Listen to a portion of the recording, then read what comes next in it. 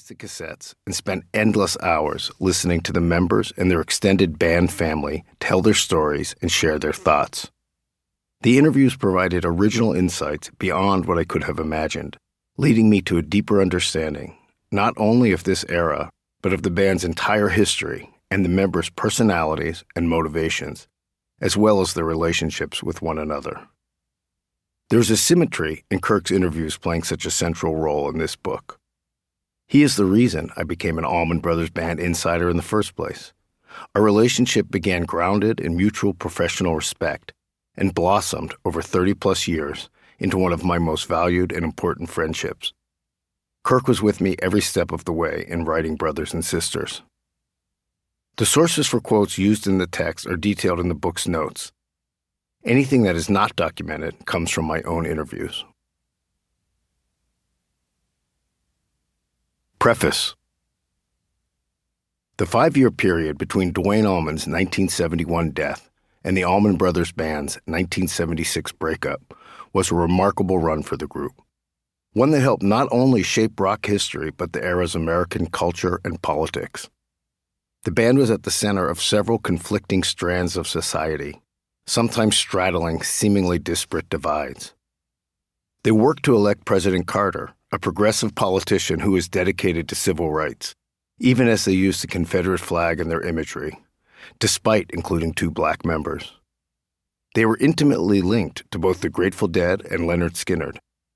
They were down-home boys basking in communal living, even as Greg Allman married the iconic Los Angeles star Cher, and the couple became poster children for a newly emerging celebrity culture.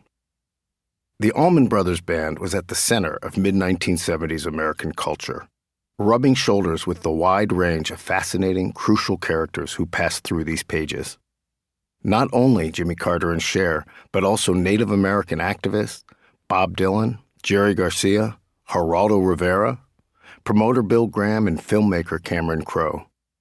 They teamed with the Grateful Dead for a series of massive shows that culminated in the Summer Jam at Watkins Glen, drawing over 600,000 people to a small town in New York. The festival, the initial bond between the 2 bands, and what drove them apart are all explored in depth in the words that follow.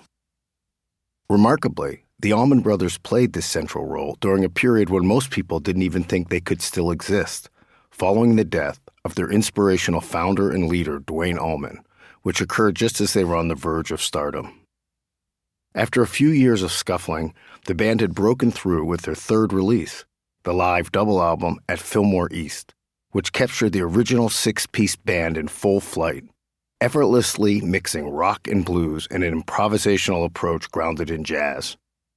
Duane described the band's approach as 6 guys working for one sound, one direction, and said that Fillmore East was as close as we've been able to come to a real portrayal of what we are. The sky truly seemed to be the limit, but Duane was killed in a motorcycle accident on October 29, 1971, 4 months after the album's release and days after it became the band's first gold record. Bassist Barry Oakley's death just a year later again brought the band to its knees. They were teetering on collapse before, during, and after the recording of 1973's Brothers and Sisters, the album that made them superstars. This book explores and explains how all this happened and why it came abruptly crashing down. It is about how the Allman Brothers Band transformed itself and achieved its greatest success in the wake of these tragedies. The book covers the band's evolution from a modern blues group based in Georgia but rooted in the studios and music halls of New York, San Francisco, and Miami, to a group forging a new, distinctively Southern sound, a Macon sound. It's about how these children of the 60s became men of the 70s, for better and worse. But before you can understand Brothers and Sisters and the events that occurred between Duane's death and the band's demise, you have to understand the roots. You have to understand Duane and the band he led, which is where our story begins. Chapter 1. Beginnings. Duane Allman waited impatiently for his younger brother Greg to graduate from Seabreeze High in Daytona Beach, Florida. Their band, the Allman Joys, was popular locally, and Duane, 1 year older,